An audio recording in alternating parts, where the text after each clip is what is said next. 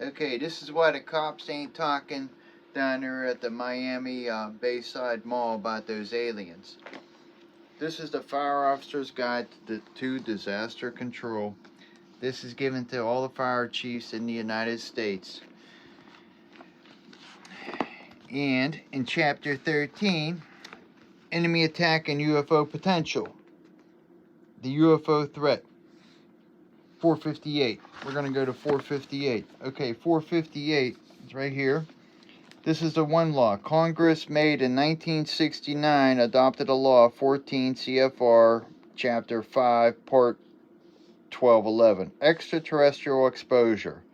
Extraterrestrial exposure. That's extraterrestrial exposure. Those people in that mall down there. You know, whenever those three guys, aliens, 10-foot aliens, came out of that wormhole.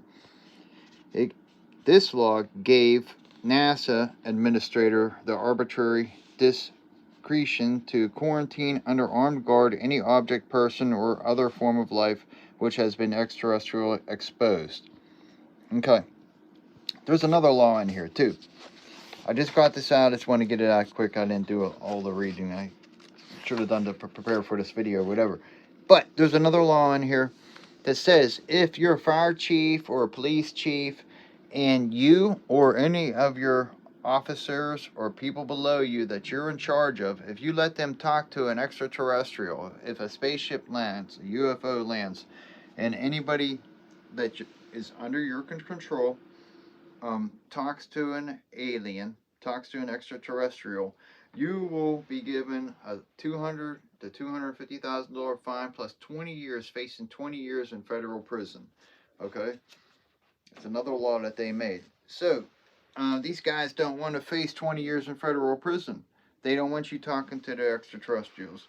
They don't want you knowing that, maybe what their intentions are up to, what they're doing with us. Or maybe they're good guys, and maybe our government's doing bad stuff to us and they want to help us out, but they don't want you to know that, so they made a law against it.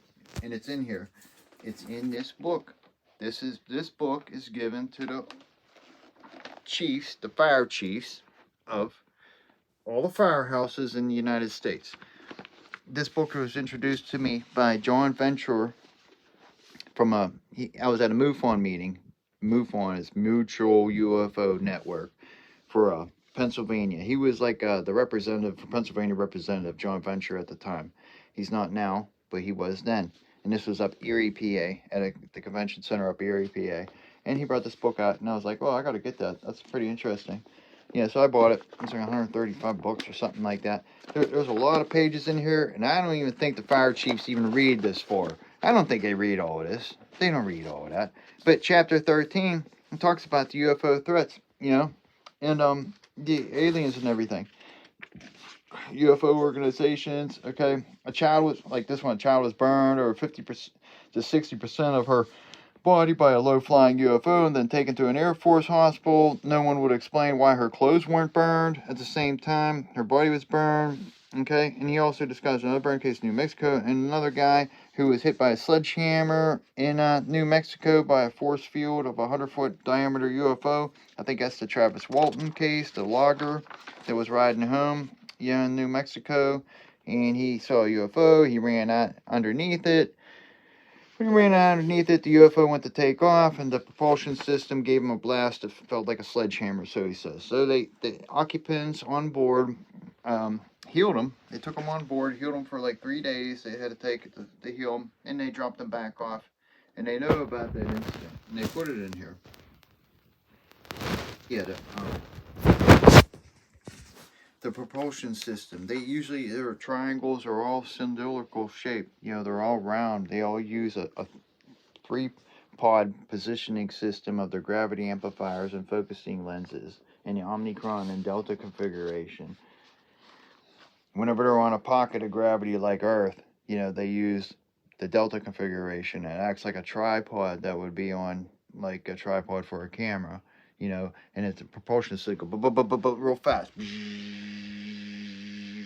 And then Omicron is when they focus away to another gravity pocket, like the moon, say. Just say the moon, and it focuses in and it goes, and it attracts to that gravity pocket. But anyway, this book, Fire Officer's Guide to Disaster Control, it's like 600 pages. This is on page 458. 626 pages. And they got all kinds of shapes of UFOs, history of UFOs, what are UFO background information, UFO threat of fact, UFO discussion, why now. There's all kinds of stuff in here. UFO organizations, why the secrecy, UFO missions, adverse potential of UFOs. You would think the power companies. Okay, and look at this one. See, it says right in here, warning. Near approaches of UFOs can be harmful to human beings. Do not stand under a UFO that is hovering at low altitude. Do not touch or attempt to touch a UFO that has landed. In either case, the safe thing to do is get away from there very quickly and let the military take over. There is a possibility of radiation danger, and there are known cases where persons have been burned by rays emitting from UFOs. Don't take chances with UFOs. So, the only thing I'm trying to say here is that the government knows about UFOs and extraterrestrials, and they're keeping it hidden from the general population. And it's right here. They made laws, and we have documentation, proof that they know about it. And that's why the police are being hush-hush, because they're told by their higher-ups, because they talk. Their chief's facing 20 years in prison, in federal prison.